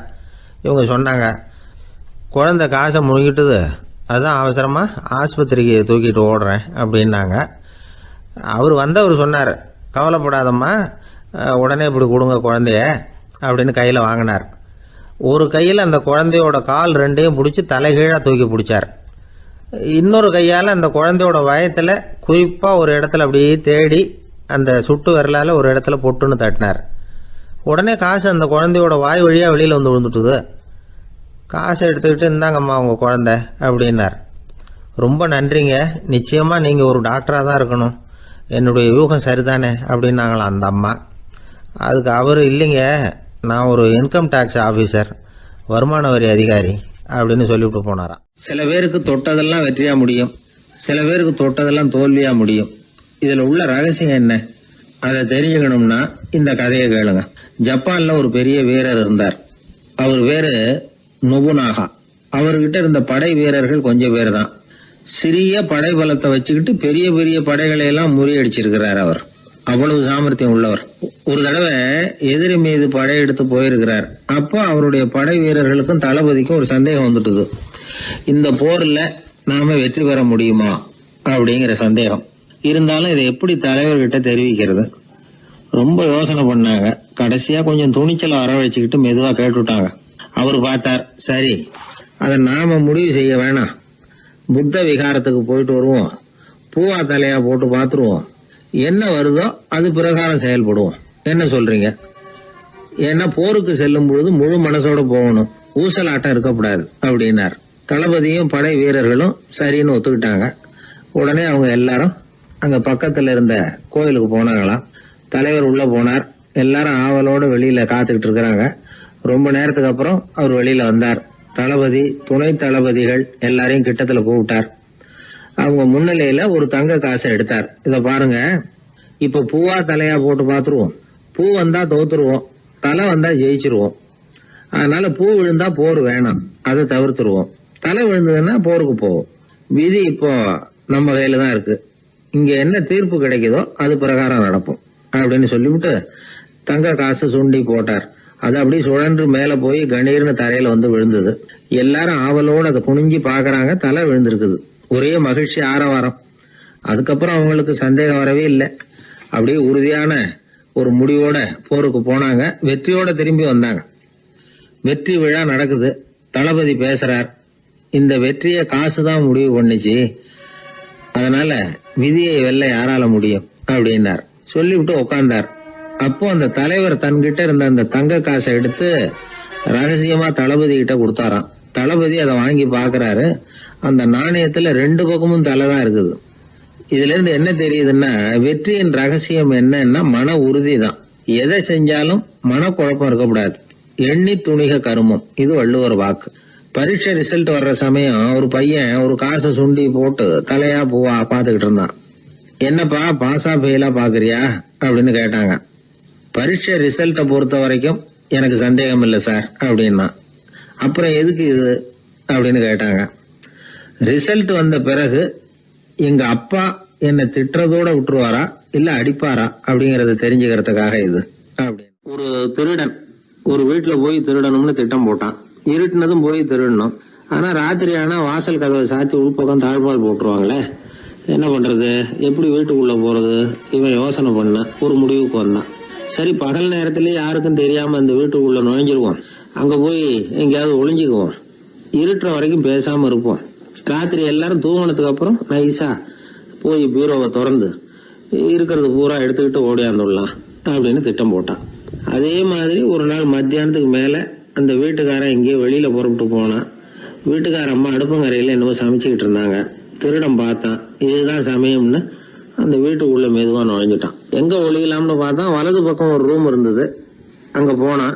அங்க ஒரு படுக்கை அறை, அங்க ஒரு பெரிய கட்டில் இருந்தது. அதுக்கு அடியில போய் பதுங்கிட்டான். இருட்டுனது நம்ம வேலையை ஆரம்பிக்கலாம், அது வரைக்கும் பொறுமையா இருக்கணும் அப்படின்னு சொல்லி பேசாம வாயை மூடிட்டு கம்முன்னு இருக்கிறான். ரொம்ப நேரம் கழிச்சு வெளியில போயிருந்த வீட்டுக்காரன் திரும்பி வந்தான். சாப்பிட்டான். லைட்டை நிறுத்தி விட்டு படுத்துட்டான். அந்த அம்மாவும் வேலையெல்லாம் முடிச்சுட்டு வந்து படுத்துட்டாங்க. நடு ராத்திரி. விடி விளக்கு லேசா எரிஞ்சுக்கிட்டு இருக்கு. வீட்டுக்காரன் லேசா கண்ணை முழிச்சான். கட்லுக்கு நேரா எதிரில ஒரு கண்ணாடி. அதுல பாக்குறான், கட்லுக்கு கீழே ஒரு திருடன் ஒளிஞ்சு இருக்கிறது தெரிஞ்சு போச்சு. உடனே அவன் திருடன் திருடன்னு சத்தம் போடல, யோசனை பண்ணான். மேஜையில இருக்கிற கத்தி எடுத்து கையில வச்சுக்குவோமா அப்படின்னு யோசனை பண்ணான். இந்த சந்தர்ப்பத்துல கத்தியை உபயோகப்படுத்துறத விட புத்தியை உபயோகப்படுத்துறது தான் சாமர்த்தியம் அப்படின்னு நினைச்சான். உடனே அது பிரகாரம் செயல்பட ஆரம்பிச்சிட்டான். என்ன பண்ணான் தெரியுமா? எதையும் வெளியில காட்டிக்காம ரொம்ப சர்வசாதாரணமா தன்னுடைய மனைவி கிட்ட பேச ஆரம்பிச்சான். மனைவியும் புத்திசாலி, அதனால அவங்களுக்கு தெரியும். அவங்களும் வீட்டுக்காரர் கேட்ட கேள்விக்கு பொருத்தமா பதில் சொல்ல ஆரம்பிச்சாங்க. இவன் கேட்டான், இத பாரு, நமக்கு குழந்தை பிறந்தா அதுக்கு கிருஷ்ணமூர்த்தின்னு தான் பேர் வைக்கணும் அப்படின்னா. அதெல்லாம் முடியாது. ஆம்பளை பிள்ளையா இருந்தா ஏகாம்பரம், பொம்பளை பிள்ளையா இருந்தா பங்கஜவல்லி, இதுதான் அவங்க மாமனார் மாமியார் பேர், அதுதான் வைக்கணும் அப்படின்னாங்க அந்த அம்மா. அதெல்லாம் முடியாது, நான் முடிவு பண்ணிவிட்டேன் கிருஷ்ணமூர்த்தின்னு கத்துனா அவன். இல்ல ஏகாம்பரம் பங்கஜவல்லின்றது இந்த அம்மா. வாதம் முத்தி போச்சு. கிருஷ்ணமூர்த்தி கிருஷ்ணமூர்த்தி கிருஷ்ணமூர்த்தின்னா அவன். ஏகாம்பரம் பங்கஜவல்லி ஏகாம்பரம் பங்கஜவல்லின்னு இவங்க கத்துறாங்க. ஒரே சத்தமா போச்சு. இத கேட்டதும் பக்கத்து வீட்டுல இருந்தவங்க, எழுத்த வீட்டுல இருந்தவங்க எல்லாம் எழுந்திரிச்சு ஓடி வந்து இவங்க வீட்டு கதவை தட்ட ஆரம்பிச்சுட்டாங்க. தட தடன்னு. இவன் சாவகாசமா எழுந்திரிச்சு போய் கதவை திறந்தான். என்னங்க இந்த ராத்திரி வேலையில எங்களை எல்லாம் ஏன் கூப்பிட்டீங்க, யாருக்கு என்ன ஆச்சு அப்படின்னு கேட்டாங்க. கேட்டது யாருன்னா பக்கத்து வீட்டு கிருஷ்ணமூர்த்தி, எழுத்த வீட்டு ஏகாம்பரம் பங்கஜவல்லி எல்லாரும். அடடே, உங்களை கூப்பிடலீங்க, குழந்தைக்கு பேர் வைக்கிறது சம்பந்தமா எங்களுக்குள்ள சண்டை வந்துட்டுது, அதுதான் விஷயம். வேணும்னா இதை கட்டிலுக்கு அடியில ஒளிஞ்சிட்டு இருக்கிறானே ஒருத்தன், அவனை கூட கேட்டு பாருங்க, அவன் தான் இதுக்கு சாட்சி அப்படிங்கிறான் அந்த ஆளு. உடனே எல்லாரும் விஷயத்த புரிஞ்சுக்கிட்டு திருடனை பிடிச்சி போலீஸ்ல ஒப்படைச்சிட்டாங்களாம். நெருக்கடியான நேரங்கள்ல பதறாம புத்திசாலித்தனமா செயல்படணுங்கிறத தெரிஞ்சுக்கிறதுக்காக இந்த கதை. புத்திசாலித்தனமா செயல்படுற ஒரு குடும்ப தலைவி இருக்காங்க. அவங்க என்ன செய்வாங்க தெரியுமா? எல்லாரும் ராத்திரி ஆனா வீட்டை உள்பக்கமா போட்டு விட்டு தானே படுப்பாங்க. ஆனா அந்த அம்மா என்ன பண்ணுவாங்கன்னா, வீட்டை வெளிப்பக்கமா ஒரு பூட்டு போட்டு பூட்டி விடுவாங்க. எழுத்த வீட்டுக்காரங்க கிட்ட சொல்லி தினமும் இப்படி பூட்டி விட சொல்றது பழக்கம். ஏங்க அப்படி செய்யறீங்க? திருடன் சுலபமா உள்ளே வந்துடக்கூடாதுங்கிறதுக்காகவா அப்படின்னு கேட்டாங்க. இல்லைங்க, சுலபமா வெளியில போயிடக்கூடாதுங்கிறதுக்காக அப்படின்னாங்க. என்னங்க சொல்றீங்க அப்படின்னு கேட்டாங்க. ஆமாங்க, இவருக்கு அந்த பழக்கம் உண்டு அப்படின்னு தன்னுடைய வீட்டுக்காரரை காட்டினாங்க. பக்கத்து வீடுகள் பத்திரமா இருக்கணுங்கிறதுக்காக தன்னுடைய வீட்டை பூட்டி வைக்கிறது ஒரு பெரிய விஷயம் தானே. நாட்டுல நல்லவங்க ஒருத்தர் 2 பேர் இருக்கிறதுனால தாங்க மழையே பெய்யுது அப்படின்னு சொல்றது உண்டு. நல்லார் ஒருவர் உளரேல் அவர் பொருட்டு எல்லாருக்கும் பெய்யும் மழை. சில சமயம் ரொம்ப பேர் திடீர்னு நல்லவங்களா ஆயிடுவாங்க போல இருக்கு. அதனால தான் விடாம பேய் மழையா கொட்டி தீர்த்துடுது. எல்லாரும் நல்லவங்களாயிட்டா உலகமே தாங்காது போல இருக்க. அப்பப்போ ஒருத்தர் 2 பேர் நல்லவங்களாகணும், அப்பதான் சீரா மழை பெய்யும். மாதத்துக்கு 3 பேர் நல்லவங்களானா மாதம் மும்மாரி பொழியும். இதெல்லாம் வேடிக்கை பேச்சு.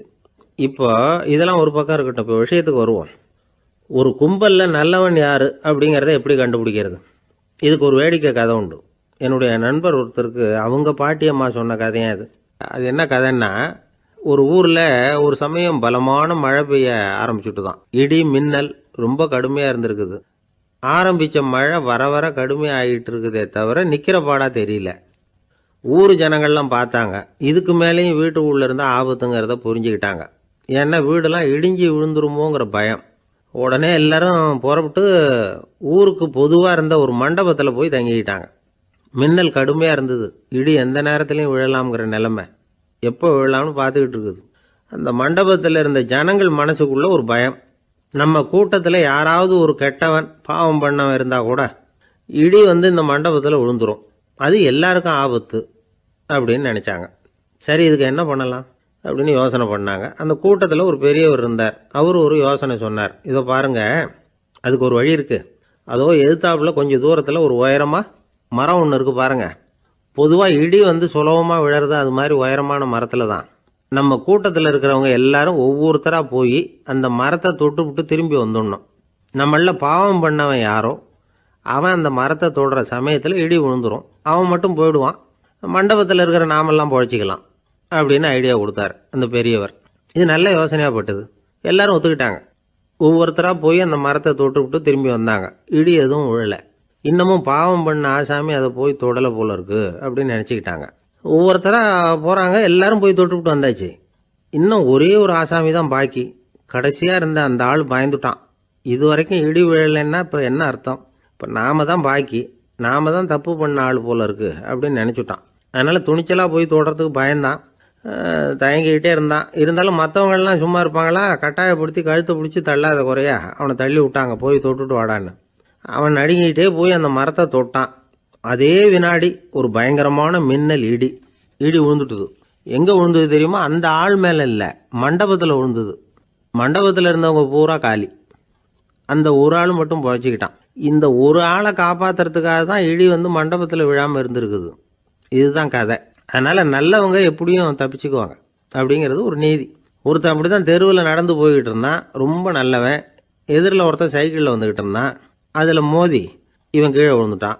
சைக்கிள்காரன் உடனே இறங்கி இவனை தூக்கி விட்டான். இவன் எழுந்திரிச்சு அவனை முறைச்சி பார்த்தான். அப்படி பார்க்காதீங்க சார், நீங்கள் ரொம்ப புண்ணியம் பண்ணியிருக்கீங்க, அதுதான் இப்போ வந்து சைக்கிளில் மோதிக்கிட்டீங்க அப்படின்றான். என்ன அப்படி சொல்கிறேன் நான்? இவன் 10 நிமிஷத்துக்கு முன்னாடி நான் லாரி ஓட்டிகிட்டு வந்தேன், அப்போ நீங்கள் எதிரில் வந்திருந்தீங்கன்னா என்ன ஆயிருக்கும் அப்படின்னானா அவன். வாழ்க்கையில் சில சந்தர்ப்பங்களில் நாம் வந்து சில அவமானங்களை சந்திச்சே தீர வேண்டியிருக்கு. என்ன பண்ணுறது, காலம் அப்படி. அவமானப்படுறவங்க உடனே அடங்கி போய்டுறது தான் உலக வழக்கம். அவமானப்பட்டால் உடனே சீறி எழறவங்களும் உண்டு. ஆனால் அதையே ஒரு சவாலாக எடுத்துக்கிட்டு முன்னுக்கு வர்றவங்களும் சில பேர் இருக்கிறாங்க. அவங்க ரொம்ப அபூர்வம். இன்றைக்கி மனோதத்துவ நிபுணர்கள்லாம் என்ன சொல்கிறாங்க தெரியுமா? அவமானப்பட்டுட்டா உடனே அடங்கி போயிடக்கூடாதான். அதையே ஒரு சவாலாக எடுத்துக்கிட்டு மனசில் ஒரு வைராக்கியத்தோடு முயற்சி பண்ணினா வாழ்க்கையில் எல்லாரும் முன்னேறலாமா. அவமானங்கிறத நாம் வந்து வைராக்கியமாக மாற்றிக்கணும். அதுதான் வெற்றிக்கு வழி. ராமர் வந்து இந்த பூமியில் பிறந்ததே ஒரு வைராக்கியத்தினால தான் சார் அப்படின்னார் ஒருத்தர். எப்படிங்க அது அப்படின்னு கேட்டேன். அவர் சொன்னார், தசரதருக்கு ராமர் வந்து குழந்தையாக வந்து பிறக்கணும், அப்போ தான் இங்கே இருக்கிற கஷ்டங்கள்லாம் நீங்கும் அப்படின்னு சர்வ லோகமும் எதிர்பார்த்துக்கிட்டு இருக்குது. ஆனால் அவர் எப்போ வந்து பிறப்பார் அப்படின்னு யாருக்கும் தெரியல. அந்த காரியம் சீக்கிரம் நடக்கணுமே, அதுக்கு என்ன பண்ணுறது? நாரதர் வந்தார் ஒரு நாள் தசரதரை தேடி. தசரதா, உனக்கு ஒரு செய்தி தெரியுமான்னு ஆரம்பித்தார். அவர் எப்பவும் இப்படித்தானே ஆரம்பிக்கிறது வழக்கம். என்ன விஷயம்னு கேட்டார் தசரதர். தசரதா, நீ அடிக்கடி உன்னோட தேரில் ஏறிக்கிட்டு தேவலோகத்துக்கு போகிற, அங்கே போகிற வர்ற எல்லாம் பண்ணிகிட்ருக்க, எல்லாம் சரி. தேவலோகத்துலேயும் உன்னை நல்லபடியாக தான் வரவேற்கிறாங்க. தேவேந்திரன் உன்னை பிரியமாக அழைச்சிட்டு போய் தன்னுடைய அரியாசனத்திலேயே தனக்கு பக்கத்திலேயே உட்கார வைக்கிறான். நீயும் சந்தோஷமாக உட்காந்து பேசிவிட்டு வந்துடுற. ஆனால் நீ இங்கே வந்ததுக்கு அப்புறம் அங்கே என்ன நடக்குது தெரியுமா உனக்கு அப்படின்னாரான் நாரதர். என்ன நடக்குது எனக்கு ஒன்றும் தெரியலையே அப்படின்னாரான் தசரதர். நாரதர்கிட்ட வந்து கிட்டத்தில் வந்து கேட்டிருக்கார், கொஞ்சம் சொல்லுங்கள் என்னது அப்படின்னு. அவர் ஒரு நெருங்கி வந்தாராம் நாரதரும். மெதுவாக அவர் காதோட காதாக சொன்னாராம். அதாவது நம்ம பாஷையில் சொல்லப்போனால் பற்ற வைக்கிறார். நீ அங்கே தேவேந்திரங்கிட்ட உட்காந்து பேசிவிட்டு வந்த பிறகு நீ அங்கே உட்காந்துருந்த அரியாசனத்தை தண்ணி ஊற்றி கழுவி சுத்தப்படுத்துகிறாங்க. நீ என்ன அந்த அளவுக்கு சுத்தம் இல்லாத ஆளா, தினம் குளிக்காமையாக இருக்கிற அப்படின்னாராம். தசரதருக்கு இது ரொம்ப அவமானமாக போயிட்டுது. அப்படியே செய்கிறாங்க அப்படின்னாராம். ஆமாம், நீ வேணும்னா நான் சொல்கிறது உண்மையாக இல்லையா அப்படின்னு சோதனை பண்ணி பார்த்துக்கோ அப்படின்னாராம் நாரதர். உடனே தசரதர் இதுக்காகவே புறப்பட்டு தேவலோகம் போனார். அங்கே வழக்கம் போலவே இவரை கூப்பிட்டு உட்கார வச்சு பேசிக்கிட்டு இருந்தான் தேவேந்திரன். கொஞ்ச நேரம் பேசிக்கிட்டு இருந்துட்டு சரி நான் கிளம்புறேன்னு புறப்பட்டார். சரி, அவனும் வாசல் வரைக்கும் வந்து வழி அனுப்பி வச்சுட்டு உள்ளே போயிட்டான். தசரதர் வெளியில் கொஞ்ச நேரம் மறைஞ்சி இருந்துட்டு மெதுவாக உள்ளே எட்டி பார்த்தார் என்ன நடக்குதுன்னு. நாரதர் சொன்னது உண்மைதான். தசரதர் உட்காந்துருந்த ஆசனத்தை அங்கே 2 தேவர்கள் கழுவி சுத்தப்படுத்திக்கிட்டு இருக்கிறாங்க. தசரதரால் இதை தாங்கிக்க முடியல. அவருக்கு ரொம்ப அவமானமாக போச்சு. நேராக கிடுகிடுன்னு தேவேந்திரங்கிட்டே போனார். நான் உட்காந்துருந்த இருக்கையே சுத்தம் பண்ணுறியே, நான் என்ன அந்த அளவுக்கு பாவியா அப்படின்னு கேட்டார். ரொம்ப கோபமாக கேட்டார். தசரதரே, மனுஷனுக்கு 3 கடன்கள் உண்டு. தேவ கடன், ரிஷி கடன், பித்ரு கடன். இதை தீர்க்காதவன் பாவியாகிறான். இதில் மகனை பெறுவதால் தான் பித்ரு கடன் தீரும். உனக்கு மகன் கிடையாது, அதனால் நீ பாவியாகிற. பாவி உட்கார்ந்துருந்த இடம்ங்கிறதுனால அதை சுத்தம் செய்ய வேண்டியது எங்கள் கடமை அப்படின்னு நானாம் தேவேந்திரன்.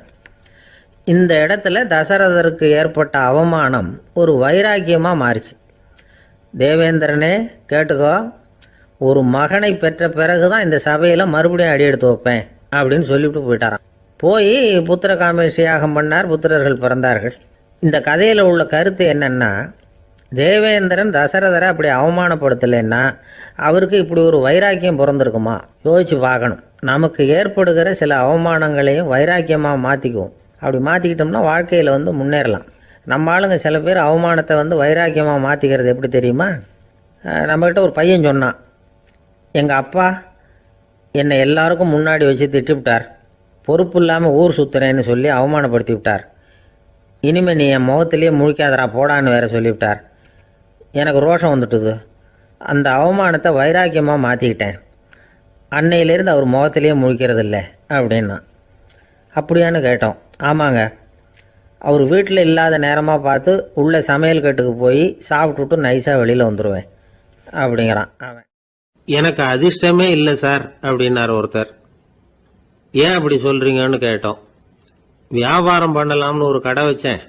வேண்டிய போட்டவங்க கூட என் கடையில் வந்து எதுவும் வாங்க மாட்டேங்கிறான். எல்லாரும் அடுத்த கடைக்கு தான் போகிறான் அப்படின்னு சொல்லி ரொம்ப அழுத்துக்கிட்டார். இதுக்கு போய் அதிர்ஷ்டம் இல்லைன்னு சொல்லாதீங்க. வாடிக்கையாளர்களை வந்து கவர்றது எப்படிங்கிறது உங்களுக்கு தெரியல, அதுதான் குறை அப்படின்னும். சார், உங்களுக்கு தெரிஞ்ச அந்த ரகசியத்தை எனக்கும் கொஞ்சம் சொல்லி கொடுங்களேன் அப்படின்னார். சரி, உங்கள் காதை இப்படி கொடுங்க அப்படின்னு சொல்லி அது சம்பந்தமாக பெரிய வல்லுநர்கள் சொல்லியிருக்கிற கருத்துக்களை அவர்கிட்ட சொல்ல ஆரம்பித்தோம். அதாவது இந்த வாடிக்கையாளர்களை கவர்றதுக்கு வல்லுநர்கள் பல ஆலோசனைகளை ஏற்கனவே சொல்லி வச்சிருக்கிறாங்க. அது சம்பந்தமாக அனுபவப்பட்டவங்க, அதை தெரிஞ்சு வச்சுக்கணும். அதாவது கடை வச்சிருக்கிறவங்க எல்லாரும் இதை கொஞ்சம் காதில் வாங்கி வச்சுக்கணும். எதை இப்போ சொல்ல போகிறத. எப்பவும் பணத்தை சம்பாதிக்கிறதுலேயே குறியாக இருக்கக்கூடாதான். அதை விட முக்கியமாக நீங்கள் சம்பாதிக்க வேண்டியது வாடிக்கையாளர்களுடைய மன நிறைவு. வர்றவங்க திருப்தியோடு போகணும், அது முக்கியம். அதில் கவனமாக இருக்கணும். கடைக்கு வர்ற ஒருத்தர் ஏதாவது ஒரு குறை சொல்கிறாருன்னு வச்சுங்க, அதை வந்து அலட்சியப்படுத்தக்கூடாது. ரொம்ப அக்கறையோடு அதை காது கொடுத்து கேட்கணும். அப்படியா சார், அதை நான் அவசியம் கவனிக்கிறேன் அப்படின்னு சொல்லணும். ஒருத்தர் வரார், சார் நேற்றுக்கு உங்கள் கடையில் இதை நான் வாங்கிட்டு போனேன், வீட்டில் இது வேணான்னு சொல்லிவிட்டாங்க, அது திருப்பி கொடுக்கறதுக்காக தான் வந்திருக்கிறேன் அப்படின்னு சொல்லி திருப்பி கொடுக்குறார். உடனே நீங்கள் வந்து முகம் சுளிக்கக்கூடாது, எரிச்சல் படக்கூடாது. வழக்கம் போல் நிதானமாக முகம் அலர்ச்சியோடு அதை திருப்பி வாங்கிக்கணும். இவ்வளவு ரூபாய்க்கு சாமான் வாங்கினா இந்த ஸ்பூன் அன்பளிப்பு, இப்படி ஏதாவது கொடுக்கலாம். பண்டிகை காலங்கள்லேயும் பொருள்கள் வாங்குறவங்களுக்கு இப்படி ஏதாவது பொருத்தமாக ஒரு அன்பளிப்பு கொடுக்கலாம். நீங்கள் கொடுக்கறது ஒரு சர்வசாதாரணமான பொருளாக இருந்தால் கூட அது வாங்குற ஒரு மனசில் ஒரு மகிழ்ச்சியை ஏற்படுத்தும். எதுவும் உங்களால் கொடுக்க முடியலன்னா உங்கள் முகம் நிறைஞ்ச சிரிப்பையாவது கொடுங்க, அது போதும். உங்கள் கடையில் இல்லாத ஒரு பொருளை வாடிக்கையாளர் வந்து கேட்குறார், உடனே இல்லைன்னு முகத்தில் அடிச்சது மாதிரி சொல்லிடக்கூடாது. கொஞ்சம் உட்காருங்க சார் அப்படின்னு சொல்லி உங்க பணியாளர் யாரையாவது அனுப்பி வெளியில இருந்து வாங்கிட்டு வர சொல்லி அவர்கிட்ட கொடுக்கலாம். சில பேர் உங்க கடைக்கு வரும்பொழுது அவங்க வீட்டு குழந்தைகளையும் கூப்பிட்டுக்கிட்டு வர்றாங்கன்னு வைங்க. நீங்க என்ன செய்யணும்னா அந்த குழந்தைகளை முதல்ல கவனிக்கணும். அது கன்னத்தை கிள்ளணும், அதுகிட்ட விளையாடணும், அதுக்கு ஏதாவது மிட்டாய் பிஸ்கட் எதையாவது கொடுத்து அது கவனத்தை கவரணும். அதுக்கப்புறம் பெரியவங்களை கவனிக்கலாம். உங்க கடையில வேலை செய்யற பணியாளர்கள் சுத்தமா இருக்கணும். சிரிச்ச முகம், சுறுசுறுப்பு, இது ரெண்டும் அவங்களுக்கு தேவை. அழுது வடிஞ்சிக்கிட்டு இருக்கக்கூடாது. அப்புறம் இன்னொரு விஷயம், அதிகமா பொருள் வாங்குற ஒருத்தர்கிட்ட அதிக மரியாதையாகவும் குறைச்சலா பொருள் வாங்குறவர்கிட்ட வேற விதமாகவும் நடந்துக்க கூடாது. எல்லாருக்கிட்டையும் சமமா நடந்துக்கணும். 5 ரூபாய்க்கு வாங்கினாலும் சரி, 500 ரூபாய்க்கு வாங்கினாலும் சரி, அவங்க கிட்ட நீங்க காட்டுற மரியாதையில வித்தியாசம் இருக்கக்கூடாது. எல்லாத்துக்கும் மேல அவங்க கடையில ஒரு பொருள் வாங்கினா அது உண்மையானதா இருக்கும், தரமுள்ளதா இருக்கும் அப்படிங்கிற நினைப்பு ஜனங்களுக்கு வரணும். அதனால தரமான பொருளையே நீங்க உங்க கடையில வச்சிருக்கணும். இது வரைக்கும் நான் சொன்னதையெல்லாம் கவனத்துல வச்சுக்கிட்டு நீங்க கடையை ஆரம்பிச்சீங்கன்னா வியாபாரம் பிச்சுக்கிட்டு போகும். அப்படி போகலன்னா அதுக்கப்புறம் கேளுங்க. ஏன்னா இந்த யோசனைகள்லாம் அனுபவப்பட்டவங்க சொல்லியிருக்கிற யோசனைகள். இந்த யோசனைகள்ல நீங்க எச்சரிக்கையா இருக்க வேண்டிய ஒரு விஷயம் உண்டு. அது என்னங்கிறதையும் தெரிஞ்சு வச்சுக்கிறது நல்லது. என்னுடைய நண்பர் ஒருத்தர் வந்தார். சார், உங்க யோசனையை கேட்டதுனால நான் ஒரு அறை வாங்கினது தான் மிச்சம்னார். என்ன ஆச்சுன்னு கேட்டேன். எங்க கடைக்கு ஒரு பெரிய அம்மா குழந்தைய தூக்கிட்டு வந்தாங்க சார். உங்க யோசனைப்படி அந்த குழந்தையோட கன்னத்தை கிள்ளணும்னு முயற்சி பண்ணினேன். திடீர்னு அந்த நேரம் பார்த்து அந்த குழந்தை தலையை குனிஞ்சுக்கிட்டுது. என் கை குழந்தையோட கன்னத்துக்கு பதிலா அதை தூக்கிட்டு வந்தவங்க கன்னத்தை கிள்ளிவிட்டுது. அதுதான் அப்படி ஆயிட்டுது அப்படின்னார் கன்னத்தை தடவிக்கிட்டே. ஒரு நாள் ஒரு நண்பரை சந்திச்சேன். உங்க வீடு எதுன்னு உங்களுக்கு தெரியுமா சார்ன்னு. அவர் என்ன ஒரு மாதிரியா பார்த்தார். அப்புறம் சொன்னார், தெரியும் அப்படின்னாரு. சரி, உங்க தொலைபேசி எண் உங்களுக்கு தெரியுமான்னு. அதுவும் தெரியும்னார். உங்க மனைவி மக்கள் யார் யாருன்னு உங்களுக்கு தெரியுமான்னு கேட்டேன். என்ன ஒரு மாதிரியா பார்த்தார். அப்புறம் சொன்னார், அதுவும் தெரியும் சார் அப்படின்னார். சரி, நீங்க யாருன்னு உங்களுக்கு தெரியுமான்னு கேட்டேன். இப்போதான் அவர் முழிக்க ஆரம்பிச்சார். அவர் மட்டும் அப்படி இல்லை, நாம எல்லாருமே அப்படிதான். எதிரில் நிற்கிறது யாருங்கிறது தெரியும், நாம யாருன்னு நமக்கு தெரியாது. உண்மையிலேயே நாம யார்? இந்த கேள்விக்கான பதில தான் வாழ்க்கை பூரா நாம தேடிட்டு இருக்கிறோம். புத்தர் என்ன சொல்றாரு தெரியுமா? நீங்க கடவுளை பத்தி கவலைப்பட தேவையில்லை, உங்களை பத்தின கவலை உங்களுக்கு இருந்தா போதும் அப்படிங்கிறார். நான் யார், எனக்கு ஏன் இந்த கவலை அப்படின்னு உங்களை நீங்களே கேட்டுக்குங்க அப்படிங்கிறார். நாம ஏன் கடவுளை படைச்சோம்? அது ஒரு நழுவல் முயற்சியாம். அதாவது தன்னிடமிருந்து தானே தப்பிக்கிற ஒரு முயற்சியாம். இப்படிதான் அதை சொல்றாங்க அறிஞர்கள்லாம். மக்கள் பொய்யான பிரச்சனைகள்ல ஆர்வமா இருக்கிறாங்க. அதுக்கு தீர்வு காணவும் முயற்சி பண்றாங்க. கடவுளை பத்தி விவாதிக்க எல்லாருக்கும் விருப்பம். தன்னுடைய சுயம் பற்றிய பிரஜையே இருக்கிறது இல்லை. ஆகக்கூடிய விஷயம் என்னன்னா, கடவுள் சமாளிப்புக்கு பயன்படுத்தப்படுகிறார். மனவியல் என்ன சொல்லுது தெரியுமா? கடவுள், சொர்க்கம், மறுபிறவி இதை பற்றிலாம் பேச ஆரம்பிக்கிறவங்க யார் தெரியுமா? போருக்கு போகிறவன், துன்பத்தில் சிக்கி கஷ்டப்படுறவன், நோய் படுக்கையில் விழுந்தவன், இவங்க தான். நாம் அனுபவத்திலே பார்க்குறோமே இதையெல்லாம். கடவுளை துணைக்கு கூப்பிடுறவங்க யாருன்னு கவனித்து பாருங்கள். பரீட்சை எழுத போகிறவன், வேலை தேடி அலையிறவன், பண நெருக்கடியில் இருக்கிறவன், விபத்தில் சிக்கிக்கிட்டவன், இவங்கெல்லாம் தான். தேர்வில் வெற்றி பெற்றதும் அவரை துணைக்கு கூப்பிடுறதில்ல, வேலை கிடைச்சதும் அவர் துணை தேவைப்படுறதில்ல. ஏன் இப்படி? கொஞ்சம் யோசனை பண்ணி பாருங்க. துன்பம் வருகிற போது அந்த துன்பத்தை தவிர்க்க வேண்டிய நிலையில அதிலிருந்து நழுவி போறதுக்காக பிரார்த்தனை தேவைப்படுது. எல்லாம் நல்லபடியாக நடக்கிறப்போ பிரார்த்தனை செய்யறதில்ல. புத்தருடைய வழி என்ன தெரியுமா? அந்த வழியில கடவுளும் கிடையாது, பிரார்த்தனையும் கிடையாது. புத்தர் செய்தது இதைத்தான். அதாவது கடவுள்கிட்ட இருந்து மனிதனையும், மனிதன் கிட்ட இருந்து கடவுளையும் அவர் விடுவித்தார். புத்த மதம் என்ன சொல்லுது தெரியுமா? கடவுள் பிரச்சனை அல்ல, மனிதன் தான் உண்மையான பிரச்சனை அப்படின்னு சொல்லுது. உங்களை நீங்க நல்லா தெரிஞ்சுக்கிட்டா போதும், நீங்களே கடவுள் ஆயிடுவீங்க அப்படிங்கிறது தான் புத்த மதம். அதனால நமக்கு தேவை உள்முக பயணம். நான் யார் அப்படிங்கிற கேள்வியோட உள்ள போகணும். அங்க போனாதான் தெரியும் நான் அப்படின்னு அங்க யாருமே இல்லைங்கிறது. இதெல்லாம் புத்தர் சொல்லுகிற ஒரு தத்துவம். தத்துவம்னு சொன்னாவே நமக்கெல்லாம் அதை புரிஞ்சுக்கிறது கஷ்டம்தான். நம்ம பொறுத்த வரைக்கும் தத்துவம்ங்கிறதுல 2 வகை உண்டு. ஒன்று தத்துவம், இன்னொன்று மகா தத்துவம். தத்துவம்னா என்ன தெரியுமா? கேட்குறவங்களுக்கு புரியப்படாது, அதுதான் தத்துவம். மகா தத்துவம் என்னன்னா சொல்றவங்களுக்கும் புரியப்படாது. அந்த வகையில் பார்த்தா இன்று ஒரு தகவலும் ஒரு மகா தத்துவம் தான். ஒரு காடு, நல்ல மரம்லாம் செழிச்சு இருந்தது. அப்படிப்பட்ட காட்டில் ஒரு சாது இருந்தார்.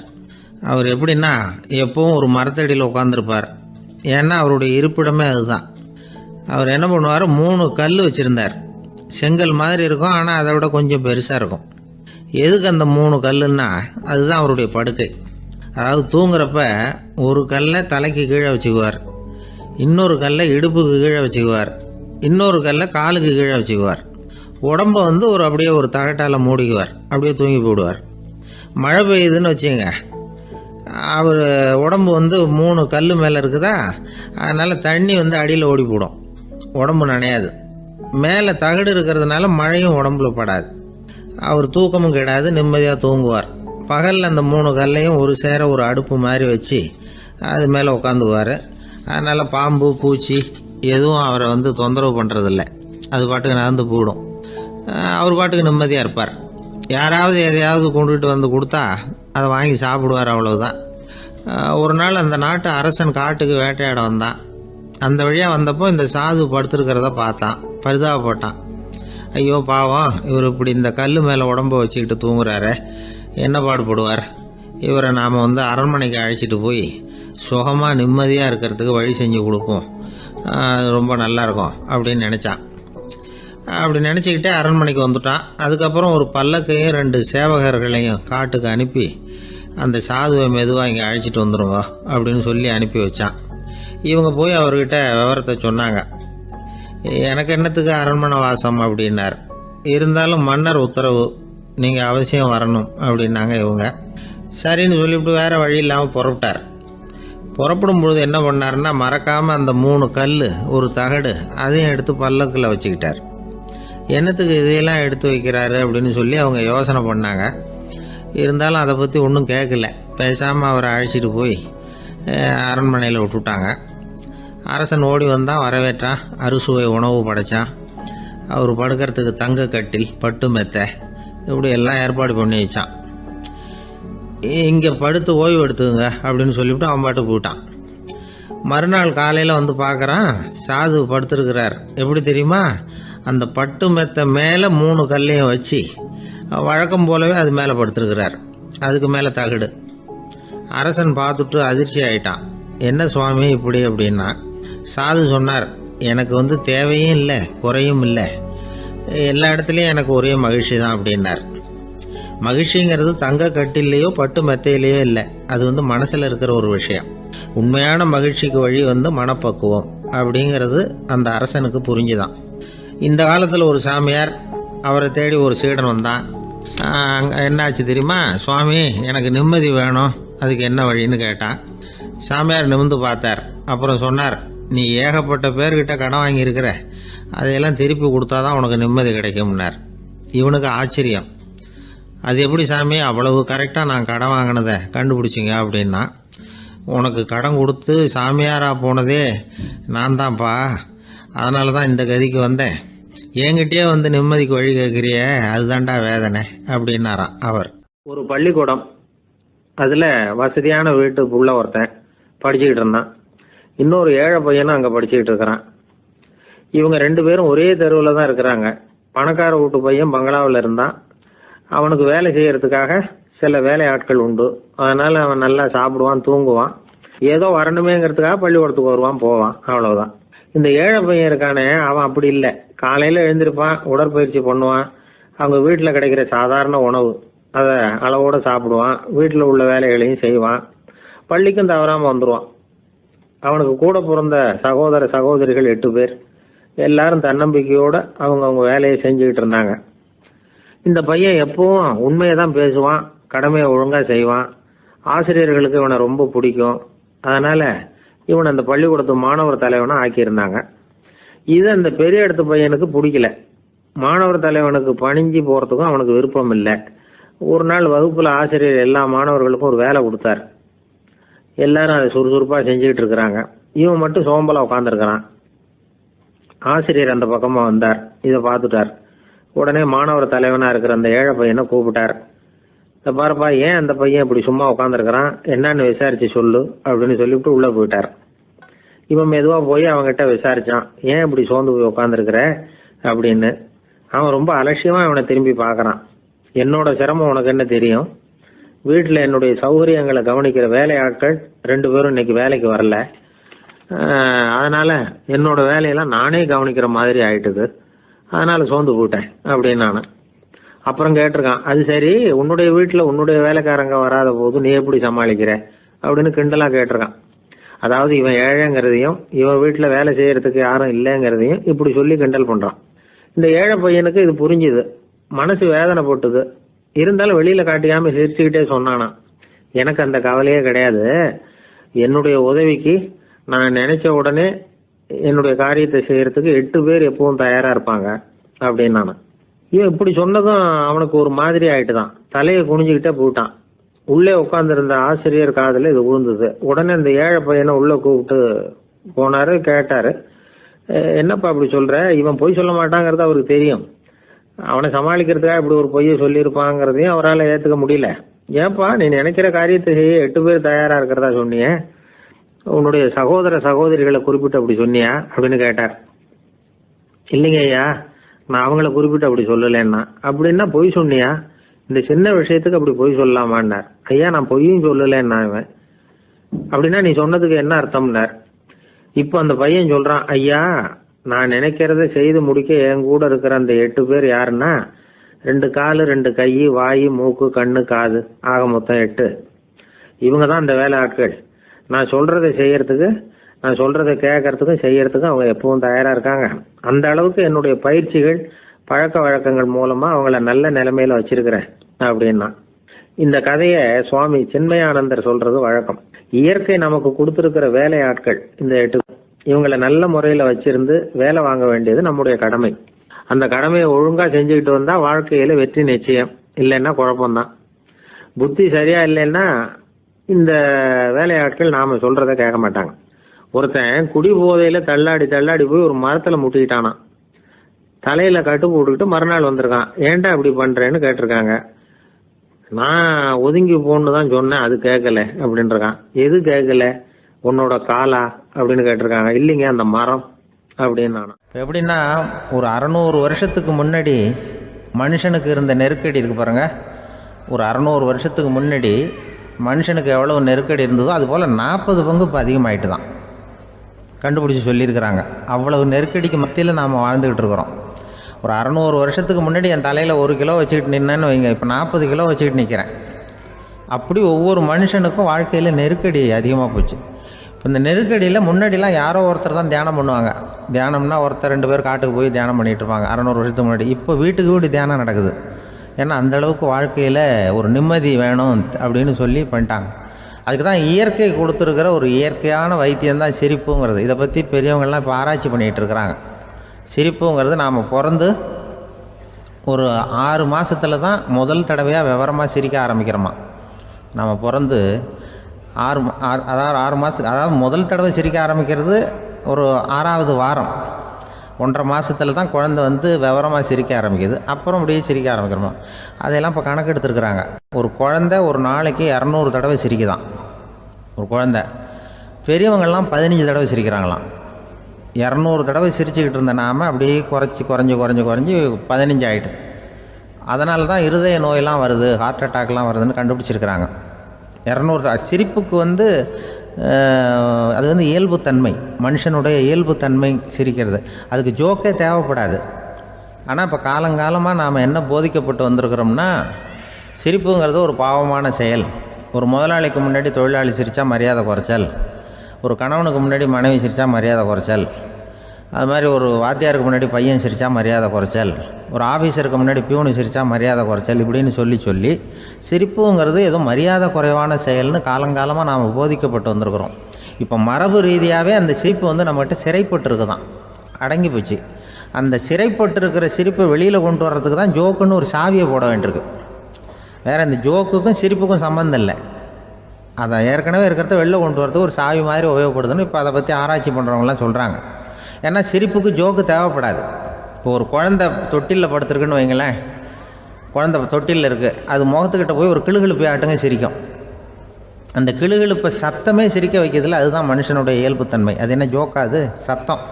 ஒரு கிளுகிழுப்பையை கொண்டு போய் குழந்தை முகத்துக்கிட்ட ஆட்டினா சிரிக்குதே, அதுதான் இயல்புத்தன்மை. அதே கிளுகிழுப்பையை ஒரு தாத்தா மூஞ்சிக்கிட்ட ஆட்டுங்க, கோவம் வந்துடும், அடிக்க வருவார். என்னடா விளையாட்டு இது அப்படிம்பார். ஏன்னா அவர் சிரிச்சுக்கிட்டு இருந்தவர், அப்படி இருந்தவர் ஒரு காலத்தில். ஒரு கிளுகிழுப்பைக்கு சிரித்தவர் ஒரு காலத்தில் இப்போ கோவப்படுறாருன்னா அந்த அளவுக்கு நம்ம மாறி போயிட்டே வந்துக்கிட்டு இருக்கிறோம். அதனால் அந்த இயல்புத்தன்மை மாறாமல் இருக்கணுங்கிறது ரொம்ப முக்கியம். அதுக்காக எல்லோரையும் குழந்தையாக்க முடியாது. மனுஷன் எல்லோரும் இனிமேல் வயசுங்கிறது கூட ஆகிட்டே தான் இருக்கும். அதுக்காக குறைச்சிக்கிட்டே போக முடியாது. அதுக்கு யாராவது மருந்து கண்டுபிடிச்சாதான் உண்டு. ஆனால் ஒருத்தர் மருந்து கண்டுபிடிச்சாராம், சொல்லுவாங்க. ஒரு டாக்டர் ஒரு மாத்திரை கண்டுபிடிச்சாராம். ஒரு மாத்திரை சாப்பிட்டா ஒரு வயசு குறையும், ஒரு மாத்திரை சாப்பிட்டா ஒரு வயசு குறையும் அப்படின்னு ஒரு மாத்திரையை கண்டுபிடிச்சிருக்காரு. ஒரு பாட்டி அம்மா, 90 வயசு பாட்டி, அது போயிருக்கு. அதே டாக்டர்கிட்ட போய், ஐயா எனக்கு ஒரு பாட்டில் மாத்திரை கொடுங்க, இந்த வயசு குறையிற மாத்திரை அப்படின்றது. அவர் ஒரு பாட்டில் கொடுத்தார் மாத்திரை. பாரும்மா பாட்டியம்மா, ஒரு மாத்திரை சாப்பிட்டா ஒரு வயசு குறையும், எடுத்துகிட்டு போகணும்னு கொடுத்துருக்காரு டாக்டர். இந்த 90 வயசு பாட்டி எடுத்துகிட்டு வீட்டுக்கு வந்துட்டு மறுநாள் அதே டாக்டர்கிட்ட போயிருக்கு. 30 வயசு பொண்ணாக போச்சான்.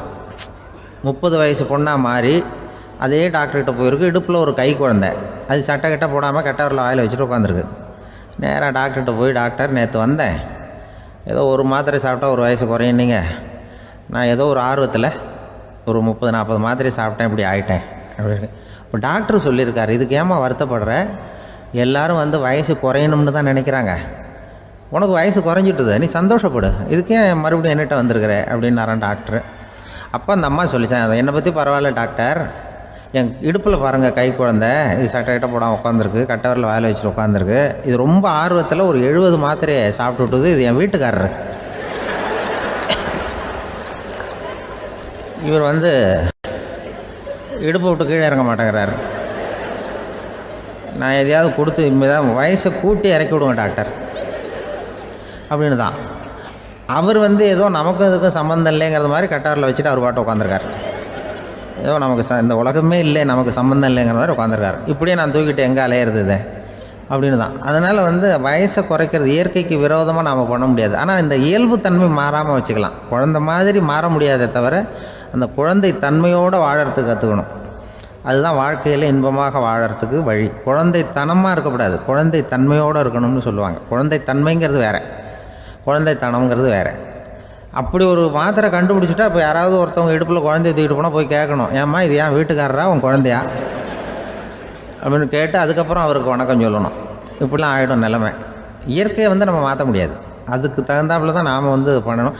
குழந்தை தன்மையோடு வாழறதுக்கு குடும்பத்தில் குழந்தை தன்மைங்கிறது எப்படின்னா, இப்போ ஒரு சில பேருக்கு அந்த குழந்தைத்தன்மை உண்டு.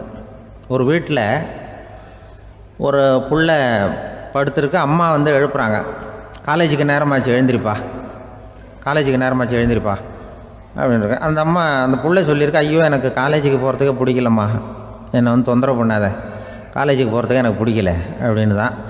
அப்போ அந்த அம்மா சொல்லியிருக்கு, ஏன் உனக்கு காலேஜுக்கு போகிறதுக்கு பிடிக்கல, கல்லூரிக்கு போகிறதுக்கு, அதுக்கு 2 காரணம் சொல்லு அப்படின்னு இருக்கா. அப்போ அந்த புள்ள சொல்லிச்சான், ஏன் பிடிக்கலன்னா, கல்லூரியில் இருக்கிற வாத்தியாருக்கும் என்னை பிடிக்க மாட்டேங்குது, ஆசிரியர்களுக்கும். 2வது காரணம், கல்லூரியில் படிக்கிற மாணவர்களுக்கும் என்னை பிடிக்கல, அதனால் நான் காலேஜுக்கு போக மாட்டேன்ற குழந்தை புள்ள சொல்லியிருக்கு. அம்மா அப்படிலாம் நீ இதுக்காக போகாமல் இருக்கக்கூடாது, நீ போய் தான் ஆகணும் அப்படின்னு பிடிவாதமாக அந்த அம்மா பிள்ளைய எழுப்புனாங்களாம். சரி நான் எதுக்கு காலேஜ் போகணும்னு சொல்கிறேன், அதுக்கு நீ 2 காரணம் சொல்லு அப்படின்னு தான் அந்த புள்ள. அப்போ அந்த அம்மா சொன்னாங்களாம், நீ ஏன் காலேஜுக்கு போகணும்னா, முதல் காரணம் உனக்கு வயசு 52, 2வது காரணம் நீ தான் பிரின்சிபால் அப்படின்னு தான். என்ன இருந்தாலும் அவங்க அம்மாவுக்கு அது புள்ள தானே, அதுதான் குழந்தைத்தன்மைங்க.